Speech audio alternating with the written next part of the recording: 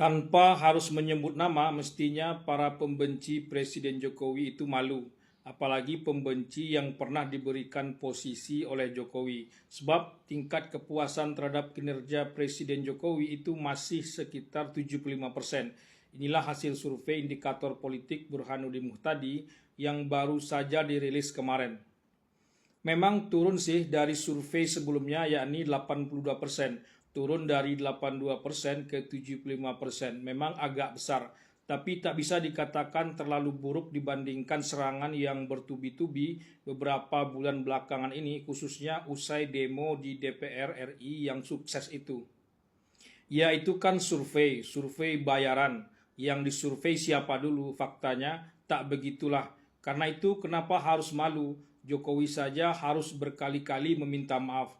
Berarti sadar sekali sudah melakukan kesalahan yang besar. Kita ini sedang berada di tepi jurang kehancuran demokrasi yang paling dalam. Begitulah kata mereka kira-kira. Kalau diurut masih banyak lagi bantahannya yang namanya survei. Tentu saja tak bisa gratis alias harus dibayar. Memang tukang survei ke lapangan itu cukup dikasih permen saja. Ya tak bisa begitu. Yang disurvei tentu harus mewakili populasi. Tidak bisa asal survei saja. Justru hasil survei itulah yang merupakan fakta yang sebenarnya, yang lebih sahih dan bisa dipertanggungjawabkan ketimbang serangan berupa kritikan-kritikan yang disampaikan para pembenci Jokowi itu.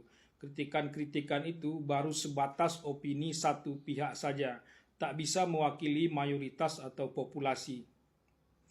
Survei adalah cara kerja ilmu pengetahuan untuk mengetahui suara yang hanya diam dari mayoritas masyarakat. Belum tentu di media, apalagi media sosial sudah kayak mau kiamat besoknya, viral seviral-viralnya, tapi di tengah masyarakat ditanggapi dingin saja atau malah sebaliknya.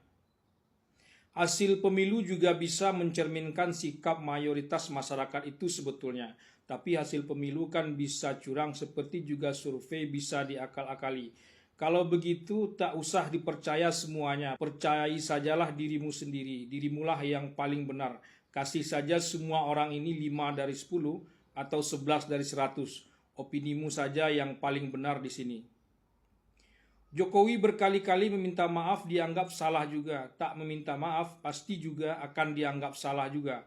10 tahun berkuasa wajar saja Jokowi meminta maaf.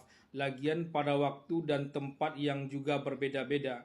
Tanda Jokowi masih waras. Justru kurang waras kalau pihak yang menghitung-hitung total permintaan maaf Jokowi ini sebagai bentuk kesalahan Jokowi. Bukan berarti para pembenci dan pengkritik Jokowi itu salah atau tak bisa dibenarkan. Ya tak boleh juga, semua sah-sah saja. Ada sekitar 25% orang yang tak puas dengan kinerja Presiden Jokowi. Itu juga bukan angka yang kecil dan bisa diremehkan. Tapi lebih tak bisa lagi meremehkan angka yang sekitar 75% itu. Asal jangan merasa paling benar saja, tak baik perasaan itu dibawa dalam kehidupan bersama kita yang begitu beragam ini.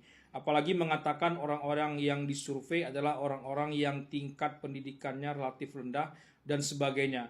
Bukannya menerima kenyataan, malah seperti mengingkari kenyataan itu sendiri. Tak baik juga begitu. Saat ini orang menyorot keluarga Megawati yang berjejer di lembaga legislatif DPR.